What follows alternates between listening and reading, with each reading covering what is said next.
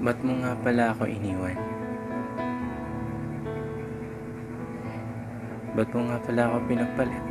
Ba't di mo man lang sinabi sa akin na may iba ka na palang bet? Ito lang naman ang mga tanong gusto kong sagutin mo para lumaya na ang puso ko sa pagkakabilang ko sa mga tanong ng nakaraan ko. Sobrang tagal na.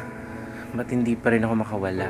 Ba't nasasaktan pa rin ako sa tuwing naririnig ko ang pangalan mo? At may kirot pa rin akong nararamdaman sa tuwing nakikita ko ang inyong larawan? At ba't may galit pa rin akong nararamdaman sa tuwing kayo'y aking pinagmamasdan? Ba't ganito? Pwede bang patahimikin mo na ang puso ko na nagdurusa dahil sa mga ginawa mo? Alam mo bang masakit? Sobrang sakit. Oo.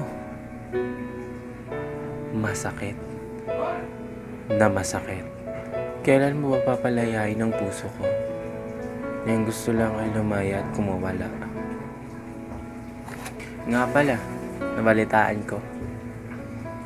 Hiwalay na kayo. Pero ba't ganun? Ba't di pa rin saya ang nararamdaman ko? Kahit wala na kayo ng taong ipinalit mo. Sana, sa paglipas ng buwan at mga taon, sana hindi na galit, sakit, puot, lungkot ang mararamdaman ko.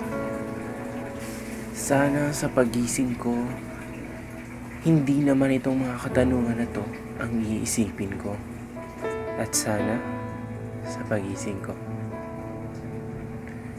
sumaya at maging mapayapa naman ang puso ko.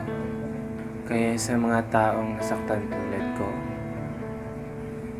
hayaan natin ang oras at ang panahon ang humanap ng paraan para maghilom at bigyang kasagutan ang mga tanong ng ating nakaraan.